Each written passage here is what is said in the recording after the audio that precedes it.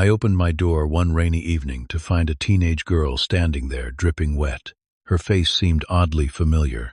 19 years of zero contact with my family had been my choice after the ultimate betrayal by my brother Jackson and my girlfriend Allison.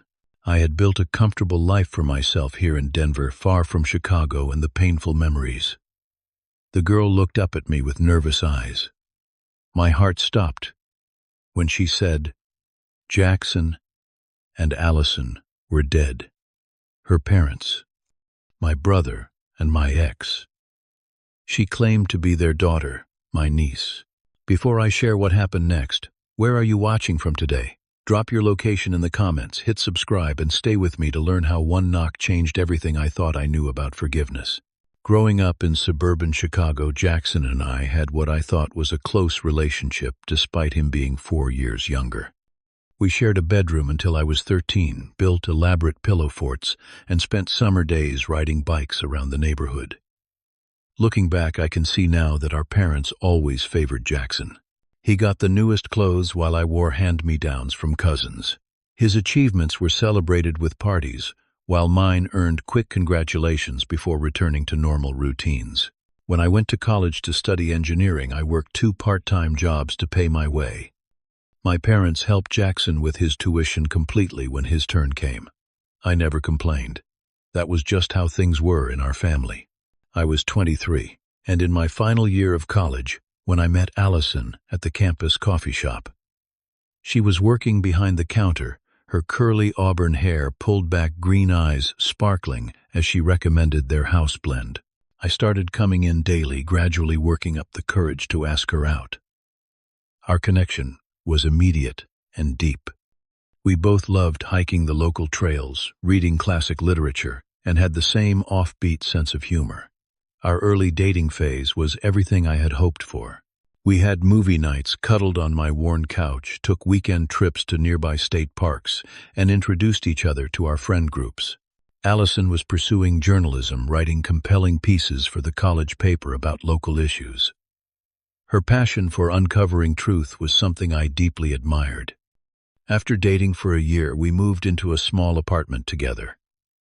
It was nothing fancy, just a 1-bedroom place with windows that stuck and temperamental plumbing. But it was ours. I introduced Allison to my family at Thanksgiving that year. Everyone seemed to love her, especially my mother, who later told me she was the first girlfriend I had brought home that she actually liked. By our 2nd year together, I was saving for an engagement ring. I had it all planned out. I would propose at Summit Point, the mountain peak where we first said "I love you" during a sunrise hike. The future seemed bright and certain. That summer, Jackson returned home from his sophomore year at State College. He was studying business administration and full of stories about campus life. I invited him over for dinner one evening so he could catch up with Allison and me. They seemed to hit it off, sharing jokes and stories, while I grilled steaks on our tiny balcony. Looking back, I should have noticed something was off that very night. There were glances between them that lasted too long. A strange tension in the room when I returned from the kitchen with drinks, but I trusted them both completely. Why would I suspect anything? Over the next few weeks, Allison became increasingly busy with what she called special work projects. Late nights at the office became more frequent. Meanwhile, Jackson found reasons to stop by our apartment sometimes when he knew I would be working late. He would offer to help Allison with her car troubles or bring over a book he thought she would enjoy. One evening, I confronted Allison about her distant behavior. The late nights, the sudden password on her phone, the way she no longer shared details about her day. "My skin will never work right in this," she replied with a dismissive wave. "You are always so suspicious. I am working on a big story. It is stressful. I need you to trust me." I wanted to believe her. I needed to believe her. So I pushed down the unease growing in my stomach and focused instead on my own work, taking extra hours to save more for the ring sitting in my desk drawer. Everything fell apart on a Friday in late July. I had been working late on a project but finished earlier than expected. When I turned onto our street around 9:30 p.m., I spotted Jackson's car parked half a block from our building. My brother had not mentioned he would be stopping by. I climbed the stairs to our third-floor apartment, key in hand, a strange heaviness in my chest. The television was off. I heard low voices from the bedroom. Without making a sound, I walked down the hallway and pushed open the door. There they were, my brother and my girlfriend, together in our bed. The bed I had bought with my first real paycheck after college. Time seemed to stop. The room spun. I remember feeling like I was watching the scene from above, like it was happening to someone else. Jackson jumped up, fumbling for words. Allison pulled the sheet around herself, her face a mask of guilt and defiance.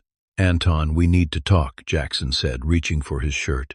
"This is not what it looks like," but it was exactly what it looked like.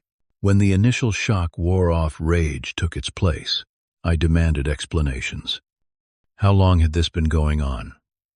Why would they do this to me? Their excuses made it even worse. Jackson claimed they had fallen in love and did not want to hurt me, as if their secrecy had been some kind of favor. Allison had the audacity to blame me, saying I had been emotionally unavailable, too focused on work and saving for our future, while she had been destroying that very future behind my back. I could not stay in that apartment, not for another minute. I grabbed some clothes, my laptop, and left, ignoring their pleas to talk it out. I drove to my friend Tyler's place and spent a sleepless night on his couch, my mind replaying those images over and over. The next morning, still in shock, I went to my parents' house. I needed their support. I needed someone to be on my side. What I found instead was another betrayal that cut even deeper than the first. My mother sat at the kitchen table, coffee cup in hand, and sighed when I told her what had happened. "Anton," she said in that tone she always used when she thought I was overreacting, "you have always been jealous of your brother. Maybe this is for the best." My father emerged from his study, having overheard. He put his hand on my shoulder in what I suppose he thought was a comforting gesture. "Son," he said, "you work too much. You are too serious. Maybe you were not good enough for Allison anyway. Jackson has always had more charm." I stood there speechless. Then came the final blow. They had known. For weeks, they had known about the affair. Not only that, they had lent Jackson money to take Allison out on dates. My own parents had funded their betrayal. That Sunday, I was ambushed by a family dinner. Jackson and Allison were there, holding hands beneath the table. My parents had orchestrated this meeting to convince me to accept the situation. "For the sake of family harmony," my mother said, as if harmony was possible after such treachery. Then Jackson cleared his throat and announced their news. Allison was pregnant, 2 months along. Simple math confirmed the affair had been going on much longer than I had suspected. Something broke inside me at that moment. Not just my heart, but my faith in family itself. My mother beamed at them, then turned to me. "You should be happy for them, Anton," she said. "Jackson will make a wonderful father." What followed was the most explosive argument of my life. Years of favoritism, dismissal, and unfairness came pouring out. I confronted my parents about their unequal treatment, about how they had always put Jackson's needs above mine. I confronted Jackson about his history of taking what was mine, from childhood toys to college funding to now the woman I had planned to marry. My mother's final words sealed my decision. Through tears of frustration, she shouted, "Jackson deserves happiness more than you do. You have always been difficult, cold. Jackson is warm, open. He needs Allison more than you ever could." I left that house knowing I would never return. The next day, I packed everything I could fit into my car.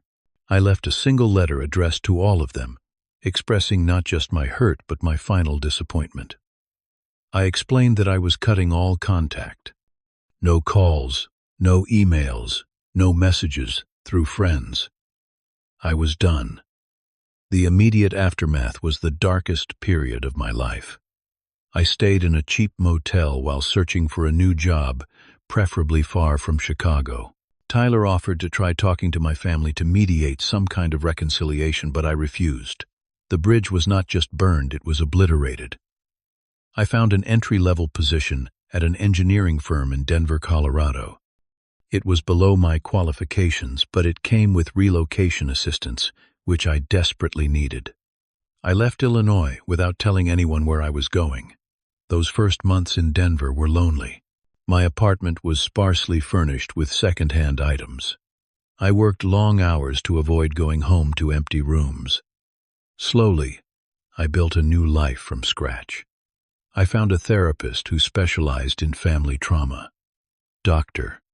Winters helped me understand that what I had experienced was not just betrayal but a lifetime of emotional neglect.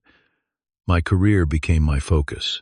I worked my way up from that entry-level position, changing companies twice to advance faster. There were setbacks and office politics to navigate, but work was the one area where merit actually mattered. By 32, I was leading project teams. By 37, I had become a senior engineer, with a reputation for solving problems others could not. I made friends gradually. Colleagues who invited me to weekend barbecues. A running group that met at the park near my apartment. A book club at the local library. None of them knew my past. I kept those compartments of my life strictly separated. Dating was more complicated. I tried several times to build relationships. There was Melissa, a kindergarten teacher with a wonderful laugh, who ended things after 6 months, because, as she put it, there is a wall around your heart I cannot get through. There was Diane, a corporate lawyer, who seemed to understand my dedication to work but ultimately wanted more emotional openness than I could give. Trust did not come easily anymore. At 35, I bought a house, a modern 2-bedroom place with mountain views and a small yard. It was more space than I needed, but it represented stability, achievement, something permanent in a life that had been uprooted. Now, at 42, I had established a comfortable rhythm. I was respected at work as the senior engineering consultant who solved the impossible problems. I had a small circle of casual friends. I traveled occasionally. It was a solitary existence in many ways, but it was mine. Hard-earned. Safe. Until one rainy October evening, when my doorbell rang. I opened the door to find a teenage girl, perhaps 16 or 17, standing on my porch. She was tall and slender, with auburn hair and familiar hazel eyes. My stomach dropped. "I am Sophie Miller," she said, her voice steady despite the obvious nervousness in her posture. "I think you are my Uncle Anton." The resemblance was undeniable. She had Jackson height and build but Allison coloring and features. I nearly shut the door, but something in her expression stopped me. Determination. Vulnerability. Honesty. "What do you want?" I asked, not inviting her in. "My parents died in a car accident 3 months ago," she explained. "I have been in foster care since then. I found some old photos and letters. They mentioned you. I searched online until I found where you work, then your address. I did not know what to say." 19 years of carefully constructed distance collapsed in an instant. Sophie reached into her backpack and pulled out a birth certificate. Jackson Miller and Allison Taylor Miller were listed as her parents. She was 17 years old, born 8 months after I had left Chicago. I still did not believe her. I demanded proof that Jackson and Allison were really dead. It seemed too convenient, too much like a scam. She produced an obituary from the Chicago Tribune and a memorial service program with both their photos. "You are the only family I have left," she said simply. "I am not asking for money or anything. I just wanted to meet you." I could not process it all. The shock of seeing this girl, this living evidence of the betrayal that had shaped my adult life. The strange news that Jackson and Allison were gone. The implications of a teenage niece suddenly appearing on my doorstep. "I am sorry about your parents," I said finally, "but I cannot help you. I cut ties with your family before you were born. for good reasons. Her face fell, but she nodded like she had expected this response. As she turned to leave, she placed a folder on my doorstep. Just look through this. Please. Then decide. I watched her walk down my driveway and get into a waiting rideshare car. Only after she was gone did I pick up the folder and bring it inside. Alone in my living room, I stared at the folder for nearly an hour before finding the courage to open it. Inside was a collection of photographs, letters, and journal entries. A record of the life I had missed, the family that had continued without me. The first item was a letter from Jackson dated 5 years after I left. It had never been sent. Anton, it began, I do not know if you will ever read this, but I need to write it anyway. What Allison and I did was unforgivable. We hurt you in the worst possible way. And then we let Mom and Dad make it even worse with their twisted favoritism. You were right to leave, right to cut us all off. I would have done the same. We named our daughter Sophie. She is 4 now and amazing. Smart like you were at that age. Sometimes when I look at her, I think about how much you would like her, and the guilt hits me all over again. I have tried to find you, hired a private investigator even, but you covered your tracks well. I am not asking for forgiveness. I do not deserve it. I just want you to know that not a day goes by that I do not regret what I did to you. You were the better brother, the better man. Allison knows it too. The letter was signed simply Jackson. I set it aside, hands shaking, and looked through the photos. Sophie as a baby. Sophie on her first day of school. Sophie at piano recitals and soccer games. Strangely, many of the photos had notes on the back addressed to Uncle Anton. They had been telling her about me all along. There were entries from what appeared to be Allison's journal. Painful admissions of guilt. Descriptions of arguments with Jackson about their relationship. Notes about telling Sophie about her uncle, the brilliant engineer who lived somewhere out west. The final item in the folder shocked me most. A family photo taken about 5 years ago. Sophie, around 12, stood between Jackson and Allison, all smiling. But there on the mantel behind them was a framed photo of me from college. They had kept my image in their home all those years. I needed to verify everything. The next morning I hired a private investigator to confirm Sophie's story. Within days I had confirmation. Jackson and Allison Miller had indeed died in a car accident on Interstate 83 3 months earlier. Their daughter Sophie had been placed in foster care when no immediate family could be located. She had run away twice, presumably during her search for me. I arranged to meet Sophie at a coffee shop downtown. Neutral territory seemed important. She arrived punctually dressed in jeans and a simple sweater, her hair pulled back in a ponytail. She looked so young, so vulnerable. Over hot chocolate and coffee, I asked her to tell me about her life. She spoke thoughtfully, with a maturity beyond her years. She had grown up in Evanston, north of Chicago. Her father had become a successful business consultant. Her mother had written for a parenting magazine. So, at Evanston, they had been happy mostly, though she admitted they argued sometimes about the past. They told me about you, she said. Dad, especially. He kept articles about engineering projects you might have worked on. He was always pointing out how smart you were, how I got my math abilities from your side of the family. I asked the question that had been burning inside me. Did they ever regret what they did? Sophie looked down at her cup. All the time, she replied quietly. Mom used to say she made the biggest mistake of her life and hurt the one person who had truly loved her for the right reasons. Dad, she paused, swallowing hard. Dad would get really quiet sometimes, looking at old family photos. He told me once that he spent his whole life trying to be worthy of forgiveness he knew would never come. Something shifted inside me with those words. Not forgiveness exactly, but perhaps the first crack in the wall I had built. I was not ready to commit to anything permanent, but I knew I could not send Sophie back to foster care. I consulted with a family attorney about temporary guardianship options. I requested a DNA test which confirmed what her appearance had already told me: she was indeed my biological niece. Our first dinner at my house was awkward. I had never cooked for a teenager before. Sophie offered to help moving around my kitchen with careful politeness, like she was afraid of taking up too much space. We ate pasta at my rarely used dining table, making stilted conversation. But then she started telling me family stories, things I had missed. How my father had finally retired from his accounting firm. How my mother had taken up painting in her 60s.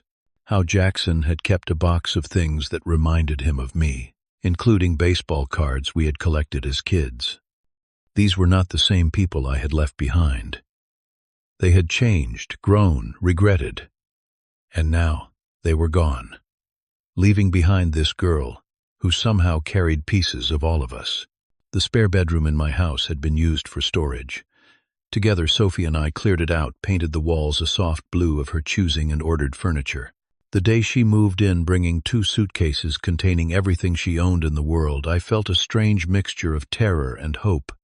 We established boundaries and expectations. She would finish high school in Denver. I would provide stability and support. We were not quite family yet, but we were something. 2 people connected by blood and loss, trying to build something new from the ashes of the past. 2 weeks after she moved in, Sophie asked if we could visit her parents' graves. It meant returning to Chicago, a place I had vowed never to see again. Every instinct told me to refuse. But I looked at her face, saw the grief she carried, and heard myself agree. We stood together at the cemetery on a cold November morning. I watched as Sophie placed flowers on the shared headstone. Then she stepped back, giving me a moment alone with them. "I do not forgive you," I whispered to the granite marker. "Not completely. But I am not going to punish your daughter for what you did. I will take care of her. I will do better than you did." As we walked back to the rental car, Sophie slipped her hand into mine. It was the first time she had initiated physical contact. I squeezed her hand gently, a promise, without words. Back in Denver, we began the strange, beautiful process of becoming family. There were difficult days, times when looking at her reminded me too much of the past, moments when she withdrew into grief. But there were good days, too. Her excitement when she made the debate team at her new school. The night we stayed up late discussing the engineering principles behind her science project. The first time she called my house home. What I have learned through all of this is that family is both our deepest wound and our greatest healing. Forgiveness is not about erasing the past or excusing wrongs done. It is about choosing not to let those wrongs determine your future. It is about breaking cycles. I never imagined that the family I cut out of my life would find its way back to me through this remarkable young woman. That the greatest betrayal I ever experienced would 19 years later lead to an unexpected chance at healing. Have you ever had to make a difficult choice between holding on to anger or opening yourself to a new beginning? Share your experience in the comments below. If this story resonated with you, please like, subscribe, and share it with someone who might need to hear that second chances can come in unexpected ways. Thank you for listening to my journey. Remember, sometimes the path to healing comes from the most unexpected places, and forgiveness, even partial, can be the key that unlocks a door to a future you never imagined possible.